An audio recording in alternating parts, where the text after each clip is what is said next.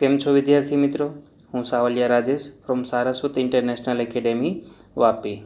Last લેક્ચરની અંદર આપણે અરીસાનું સૂત્ર અને મોટવણીનો અભ્યાસ કર્યો. આજે તેને લગતા અમુક દાખલાઓ જોઈશું. તો પહેલો દાખલો જોઈએ કે એક ગોળીય અરીસાની વક્રતા ત્રિજ્યા 20 સેન્ટીમીટર છે. તેની કેન્દ્ર લંબાઈ કેટલી હશે તે શોધવાનું છે. આપણને અહીંયા વક્રતા ત્રિજ્યા આપેલી છે 20 સેન્ટીમીટર. આપણે ગોળીય અરીસાની કેન્દ્ર લંબાઈ શોધવાની છે. આ દાખલો તમારી ટેક્સ્ટબુકની અંદર પેજ નંબર 168 ઉપર બીજો પ્રશ્ન છે તે આપેલો છે. તો અહીંયા જે માહિતી આપેલી છે તે આપણે પહેલાં લખીએ કે આપણને અહીંયા અરીસાની વક્રતા ત્રિજ્યા આપેલી છે અને વક્રતા ત્રિજ્યાને આપણે કેપિટલ આર વડે દર્શાવીએ છીએ. તો માટે કહી શકીએ કે આર બરાબર 20 સેન્ટીમીટર. વિદ્યાર્થી મિત્રો અહીંયા ધ્યાન આપજો કે અહીંયા જે અરીસો લીધેલો છે તે ગોળીય અરીસો છે. અહીંયા ગોળીય અરીસાનો કોઈ પ્રકાર નથી આપેલો, અંતર્ગોળ કે બહિર્ગોળ આપેલો નથી. પરંતુ જો આપણને અહીંયા અંતર્ગોળ અરીસો આપેલો હોત તો આપણે તેની વક્રતા ત્રિજ્યા આર ઋણ લેત. એનો મતલબ કે અહીંયા જે આર આપણને 20 સેન્ટીમીટર આપેલું છે તે આપણે -20 સેન્ટીમીટર લત. અને જો બહિર્ગોળ અરીસો આપેલો હોત તો આપણે તેની વક્રતા ત્રિજ્યા આર +20 સેન્ટીમીટર લેત. પરંતુ અહીંયા ક્વેશ્ચનની અંદર કોઈ અરીસાના પ્રકારનો ઉલ્લેખ કરેલો નથી, તો આપણે અહીંયા આર બરાબર ફક્ત 20 સેન્ટીમીટર લઈશું. આગળ જોઈએ હવે. તો આપણે શું શોધવાનું છે? કેન્દ્ર લંબાઈ. તો કેન્દ્ર લંબાઈને આપણે શેનાથી દર્શાવતા હતા? સ્મોલ એફ વડે. આપણે સ્મોલ એફ શોધવાનો છે. તો અહીંયા આગળના લેક્ચરમાં આપણે વક્રતા ત્રિજ્યા આર અને કેન્દ્ર લંબાઈ એફ વચ્ચેનો સંબંધ આપણે જોઈ ગયા. તે શું હતો? આર બરાબર 2f. તો અહીંયા આપણે એફ શોધવો છે, માટે એફ બરાબર શું થશે? r/2. તો એફ બરાબર આરની વેલ્યુ કેટલી આપેલી છે? 20 સેન્ટીમીટર. તો 20/2 કરીએ તો આપણને એફ કેટલો મળશે? 10 સેન્ટીમીટર. તો અહીં જે ક્વેશ્ચનમાં આપણને વક્રતા ત્રિજ્યા આપેલી હતી અને કેન્દ્ર લંબાઈ શોધવા કીધેલું હતું, તો કહી શકીએ કે જ્યારે વક્રતા ત્રિજ્યા 20 સેન્ટીમીટર હોય ત્યારે કેન્દ્ર લંબાઈ તેની થશે 10 સેન્ટીમીટર. નેક્સ્ટ સમ જોઈએ આપણે હવે. ઉદાહરણ 10.1. ઉદાહરણ 10.1 આપેલું છે કે કોઈ વાહનમાં પાછળના દ્રશ્યો જોવા માટે ઉપયોગમાં લેવાયેલ બહિર્ગોળ અરીસાની વક્રતા ત્રિજ્યા 3 મીટર છે. જો એક બસ અરીસાથી 5 મીટર અંતરે આવેલ હોય તો આ અરીસા વડે મળતા પ્રતિબિંબનું સ્થાન, પ્રકાર અને પરિમાણ નક્કી કરો. તો અહીં આપણને જે માહિતી આપેલી છે તે પહેલાં લખીએ. તો પહેલાં આપણને અહીંયા બહિર્ગોળ અરીસાની વક્રતા ત્રિજ્યા આપેલી છે. તો વક્રતા ત્રિજ્યાને આપણે કેપિટલ આર વડે દર્શાવતા હતા. અહીંયા બહિર્ગોળ અરીસો શબ્દ વાપરેલો છે. તો બહિર્ગોળ અરીસો જ્યારે આવશે તો આપણે સમજી શકીએ કે બહિર્ગોળ અરીસો હોય તેની વક્રતા ત્રિજ્યા તમે આ દિશામાં માપતા હશો, કેમ કે એનું વક્રતા કેન્દ્ર અહીંયા હશે.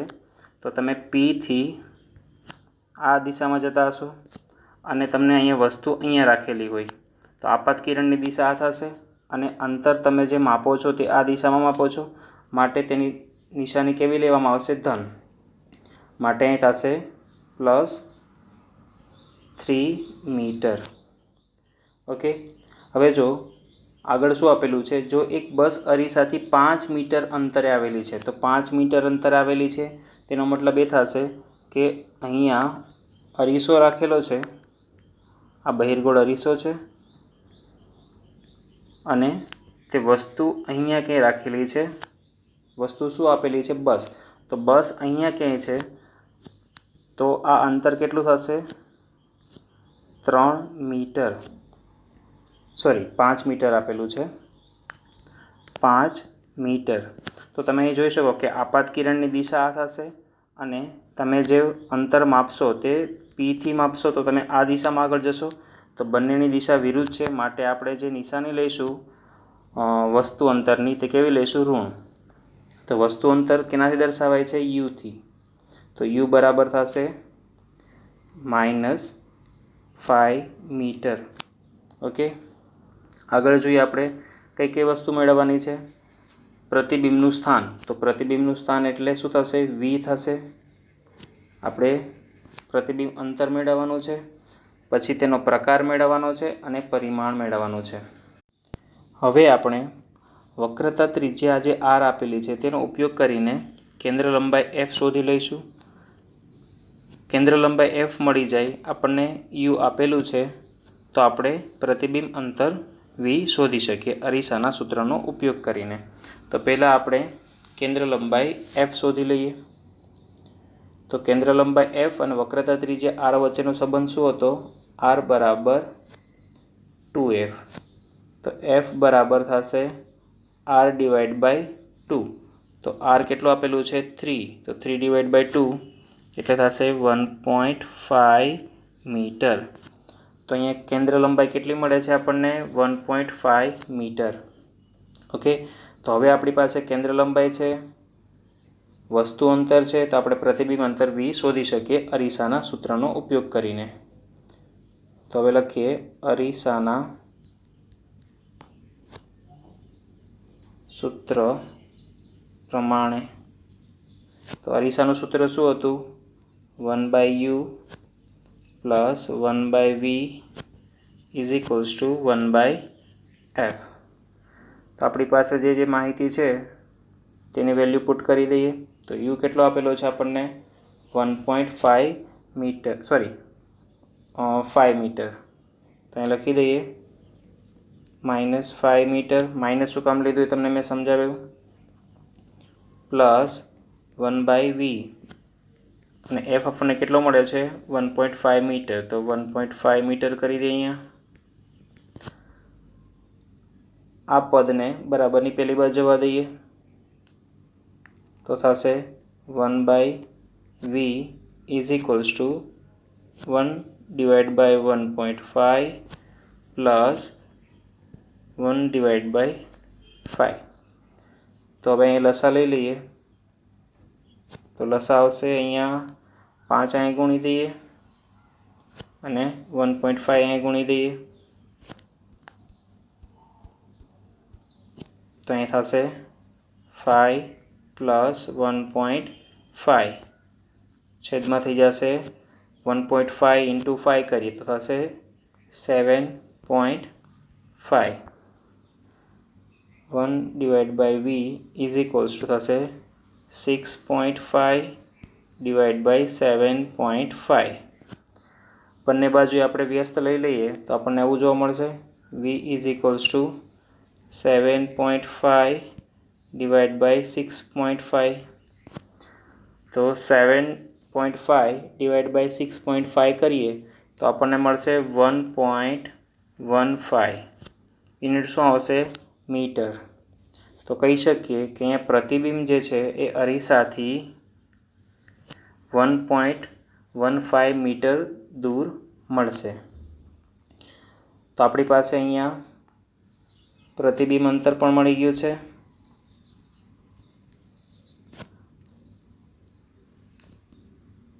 આપણે કઈ વસ્તુ શોધવાની હતી? એક તો પ્રતિબિંબનું સ્થાન. તો પ્રતિબિંબનું સ્થાન આપણને મળી ગયું છે. હવે આપણે તેનો પ્રકાર અને પરિમાણ નક્કી કરવાનું છે.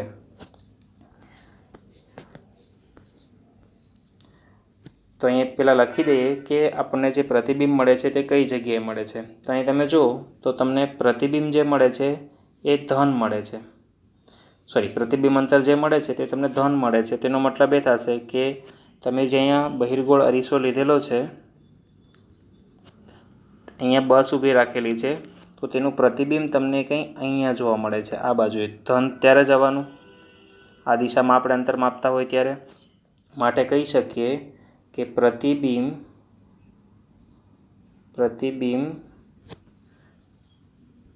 અરીસાની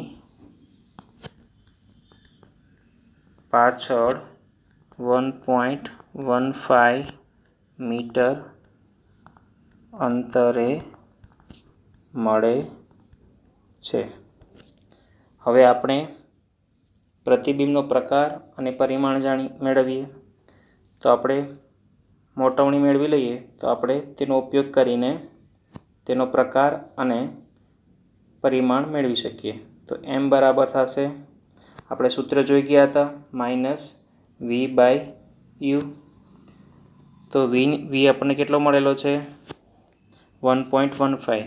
અહીંયા જે નેગેટિવ છે તે સૂત્રના છે, 1.15 ડિવાઈડ બાય યુ। યુ તમે જુઓ, યુ કેટલો આપણને આપેલો હતો? 5। તો એમ હશે -5। તો આન્સર જે મળશે તે મળશે તમને, આ માઇનસ માઇનસ તો કટ થઈ જશે, 1.15 ડિવાઈડ બાય 5 કરીએ તો આન્સર મળે છે 0.23। ઓકે, તો અહીંયા તમે જો મોટવણીનું મૂલ્ય આપણને કેવું મળે છે?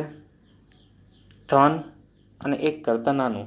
તો જ્યારે ધન અને 1 કરતાં નાનું હોય ત્યારે પ્રતિબિંબનો પ્રકાર કેવા પ્રકારનો હોય આપણે આગળ શીખી ગયા હતા। ધન અને 1 કરતાં નાનું, ધન છે મોટવણીનું મૂલ્ય અને 1 કરતાં નાનું, અહીંયા ધન છે અને 1 કરતાં નાનું, તો કેવું આવશે? આભાસી અને ચત્તુ અને વસ્તુના કદ કરતાં નાનું, આભાસી અને ચત્તુ અને વસ્તુના કદ કરતાં નાનું। તો આપણે અહીં લખી શકીએ કે પ્રતિબિંબ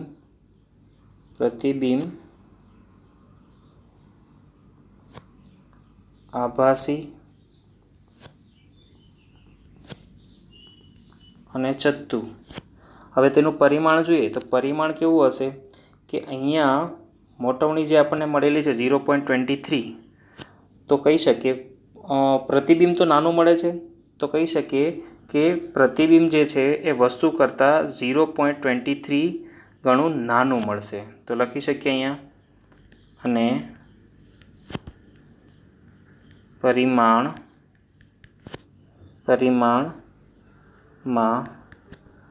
વસ્તુથી 0.23 ગણું નાનું મળે। ઓકે, ફરી પાછું એકવાર જોઈ લઈએ દાખલો આખો। અહીંયા આપણને એક વાહન આપેલું હતું, વાહનનું જે અરીસો હતો તેમાં આપણને એક બસ જે પાછળ ઊભી હતી તે દેખાતી હતી, અને જે અરીસો યુઝ કરેલો હતો તેની વક્રતા ત્રિજ્યા હતી 3 મીટર, અને બસ જે હતી એ અરીસાથી 5 મીટર દૂર હતી। તો આપણે તેનું પ્રતિબિંબનું સ્થાન મેળવવાનું હતું અને પ્રકાર અને પરિમાણ મેળવવાના હતા। તો આપણે આર આપેલો હતો તો પહેલાં એફ મેળવી લીધો, એફ અને યુનો ઉપયોગ કરીને વી મેળવી લીધું, પછી આપણે યુ અને વીનો ઉપયોગ કરીને મોટવણી મેળવી લીધી। મોટવણીના મૂલ્યના આધારે આપણે પ્રતિબિંબનો પ્રકાર અને પરિમાણ નક્કી કર્યું। હવે નેક્સ્ટ જોઈએ આપણે ઉદાહરણ 10.2। તો શું આપેલું છે કે 4 સેન્ટીમીટર ઊંચાઈની વસ્તુ કોઈ 15 સેન્ટીમીટર કેન્દ્ર લંબાઈ ધરાવતા અંતર્ગોળ અરીસાથી 25 સેન્ટીમીટર અંતરે રાખેલી છે।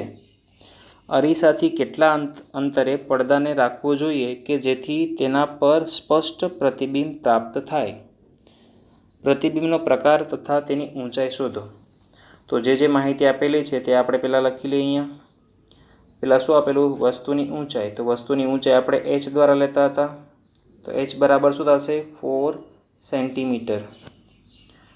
આગળ જોઈએ, અહીંયા આપણને અંતર્ગોળ અરીસો આપેલો છે, તો અંતર્ગોળ અરીસાની કેન્દ્ર લંબાઈ આપણે લઈએ તો f બરાબર શું થશે?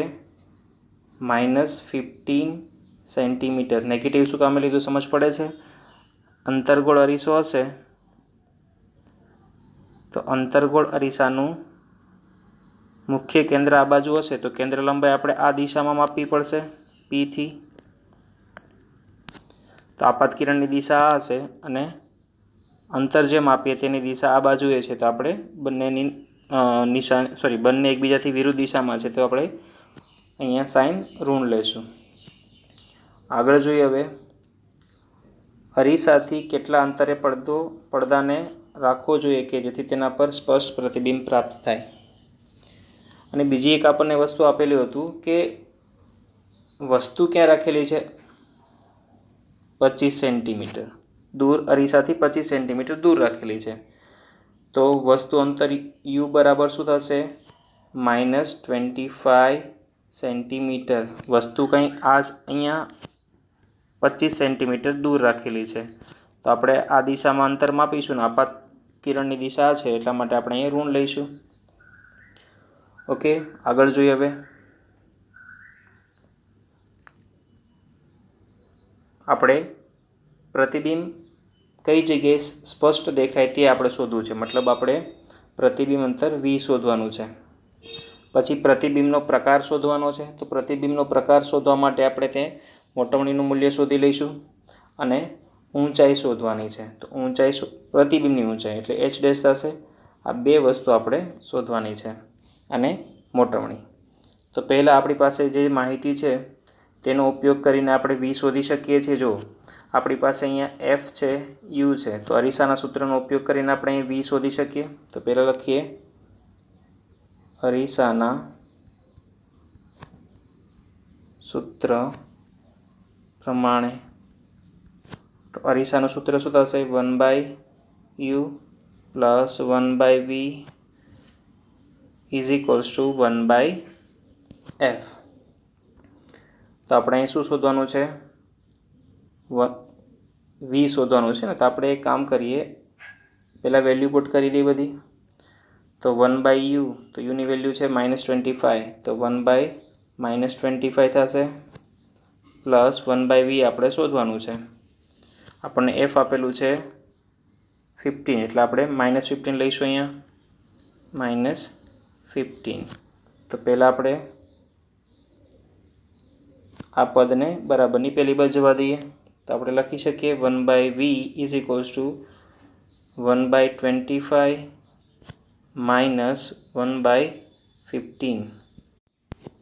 તો હવે અહીંયા લસા લઈએ તો 1/v ઇઝ ઇક્વલ્સ ટુ, લસા અહીંયા કેટલો આવશે? 75. તો અહીંયા કેટલા વડે ગુણવું પડશે? 3 વડે અને અહીંયા 5 વડે.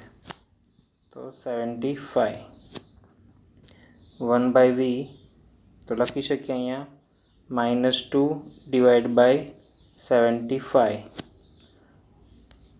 તો બંને બાજુ વ્યસ્ત લઈએ તો v બરાબર શું મળશે આપણને?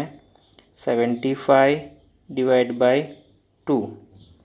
તો અહીંયા v આપણને મળે છે -37.5 સેન્ટીમીટર.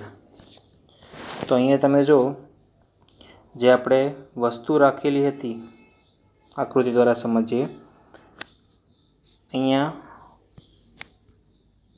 અંતર્ગોળ અરીસો હતો. અંતર્ગોળ અરીસાની સામે અહીંયા એક વસ્તુ રાખેલી હતી. તો અહીંયા પ્રતિબિંબ જે આપણને મળે છે તે -37.5 સેન્ટીમીટર. આ માઇનસ સાઇન શું બતાવે છે? કે અંતર તમને આ બાજુએ જોવા મળશે. કેમ કે અહીંયા જે વસ્તુ છે તો આપાત કિરણ આ દિશામાં આપાત થઈ રહ્યું છે. જો તમે અંતર આ દિશામાં માપશો તો જ તમને તે ઋણ મળશે.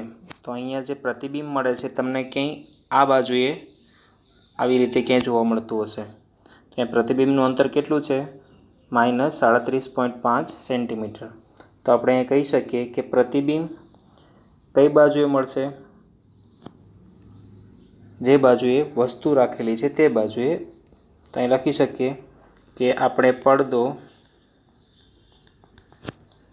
37.5 સેન્ટીમીટર અંતરે રાખવો જોઈએ. જે બાજુ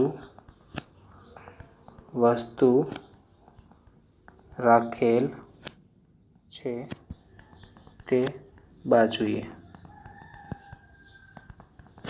ઓકે, હવે આપણે બીજું શું મેળવવાનું હતું? પ્રતિબિંબનો પ્રકાર તથા તેની ઊંચાઈ. તો પ્રતિબિંબનો પ્રકાર શોધવા માટે આપણે મોટવણી શોધવું પડશે. તો પહેલાં મોટવણી શોધીએ આપણે. તો મોટવણીનું સૂત્ર પ્રમાણે જોઈએ તો m બરાબર શું હતું? એચ ડેશ બાય એચ, અને બીજું સૂત્ર હતું માઇનસ વી બાય યુ. તો આપણી પાસે અહીં કઈ કઈ વસ્તુ છે? યુ છે, વી છે અને એચ છે. તો આપણે એચ ડેશ મેળવી શકશું. તો બધી વેલ્યુ પુટ કરીએ અહીંયા. પહેલાં એચ ડેશને કરતાં કરી લઈએ. તો એચ ડેશ બરાબર શું લખી શકીએ? Minus v into h divide by u. બધી વેલ્યુ અહીં પુટ કરીએ તો વી કેટલો હતો? -37.5. -37.5. એચ કેટલો આપેલો છે આપણને? 4 સેન્ટીમીટર. તો અહીં લખીએ 4 centimetre divide by u. U કેટલું આપેલું છે? -25 સેન્ટીમીટર. -25 સેન્ટીમીટર. તો અહીંયા સાદુરૂપ આપીએ તો 37.5. અહીંયા પહેલાં માઇનસ માઇનસ આ પ્લસ થઈ જશે. 37.5 5 ગુણ્યા 4 કરીએ તો આપણને મળશે અહીંયા 150 છેદમાં -25. તો એચ ડેશ બરાબર આપણને મળશે 150 ભાગ્યા 25 કરીએ એટલે આવશે 6. તો અહીં લખી શકીએ -6 સેન્ટીમીટર. ઓકે. તો અહીંયા આપણને જે પ્રતિબિંબ મળે છે તેની ઊંચાઈ મળી ગઈ. તો તમે જોઈ શકો કે પ્રતિબિંબ વસ્તુની ઊંચાઈ 4 સેન્ટીમીટર હતી અને પ્રતિબિંબની ઊંચાઈ 6 સેન્ટીમીટર મળે છે. માટે અહીંયા પ્રતિબિંબ કેવા પ્રકારનું મળશે? વસ્તુ કરતાં મોટું. ઓકે. તો પ્રતિબિંબનો પ્રકાર આપણે લખવો હોય તો કહી શકીએ પ્રતિબિંબ.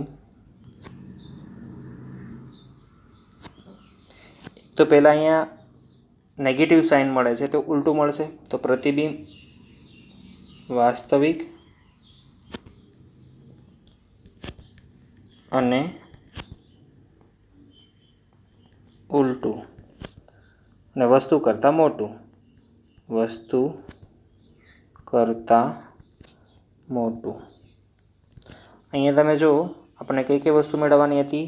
પ્રતિબિંબનો પ્રકાર અને ઊંચાઈ અને પ્રતિબિંબ કઈ જગ્યાએ પ્રાપ્ત થાય એટલે કે પ્રતિબિંબ અંતર.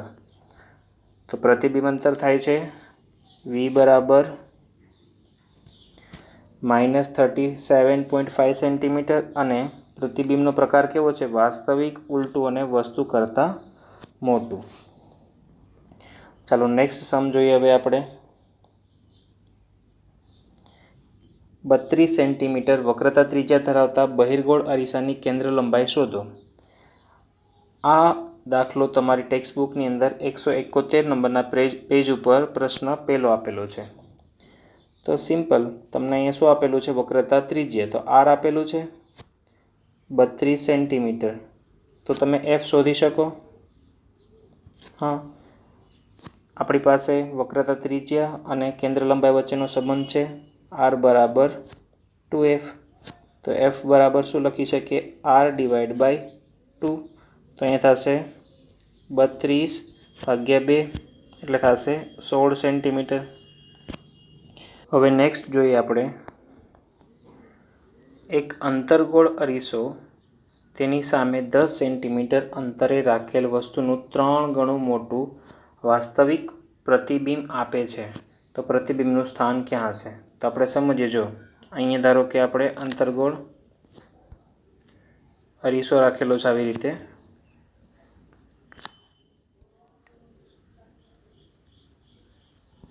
આ તેની મુખ્ય અક્ષ.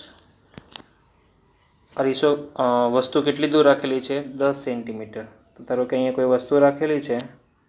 આ અંતર છે 10 સેન્ટીમીટર. ઓકે. તો આપણે અને બીજું શું આપેલું છે કે પ્રતિબિંબ જે મળે છે વાસ્તવિક અને 3 ગણું મોટું. એટલે અહીંયા વસ્તુ કરતાં 3 ગણું મોટું પ્રતિબિંબ મળશે. તો અહીં તમે જોઈ શકો કે વસ્તુ અંતર જે આપેલું છે તે આપણે માપીશું તો આપાત કિરણની વિરુદ્ધ દિશામાં માપીશું, આ દિશામાં. માટે જે અહીંયા સાઇન લઈશું તે ઋણ લઈશું. તો પેલા લખીએ વસ્તુ અંતર યુ કેટલું થશે? -10 સેન્ટીમીટર. હવે અહીં તમે જો પ્રતિબિંબનું જે કદ છે એ વસ્તુના કદ કરતાં 3 ગણું છે. તો આપણે લઈએ પહેલાં વસ્તુની ઊંચાઈ. તો વસ્તુની ઊંચાઈ કેટલી થશે? ધારો કે આપણે લઈએ h. તો પ્રતિબિંબની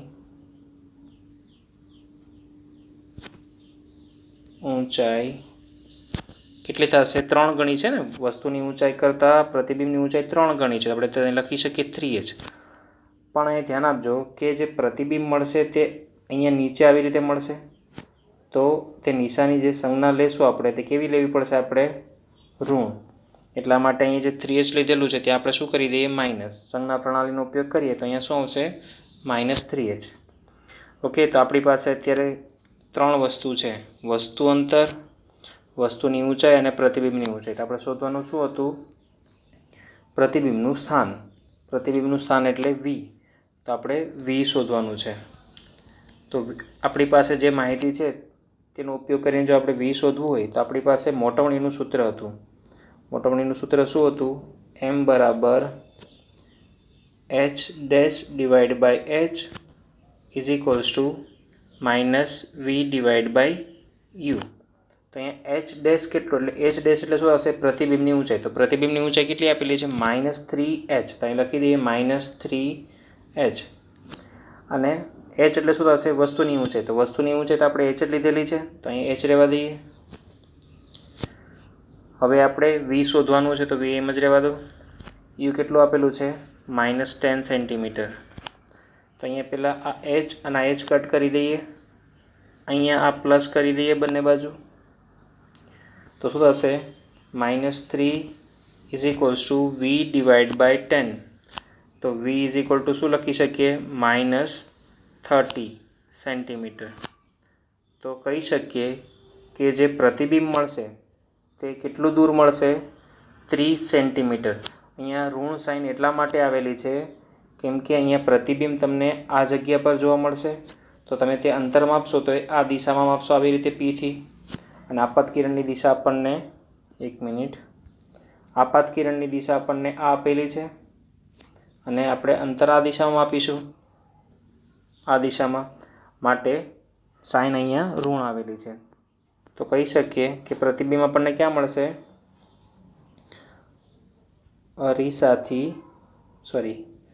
પ્રતિબિંબ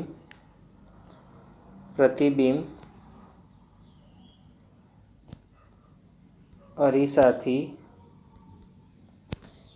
30 સેન્ટીમીટર દૂર મળશે. પણ અહીંયા લખી દઈએ આપણે જે બાજુ વસ્તુ રાખેલ છે તે બાજુ. આપણે વસ્તુ જે બાજુ રાખેલી છે તે જ બાજુ મળે છે. ઓકે. તો આજે આપણે અરીસાના સૂત્રનો ઉપયોગ કરીને અમુક દાખલાઓ ગણીએ. નેક્સ્ટ લેક્ચરની અંદર આપણે હવે વક્રીભવનાંકનો અભ્યાસ કરીશું. વક્રીભવનાંક કઈ રીતે થાય છે, લેન્સની અંદર વક્રીભવનાંક કઈ રીતે થાય છે તે આપણે નેક્સ્ટ લેક્ચરની અંદર શીખીશું. Thank you.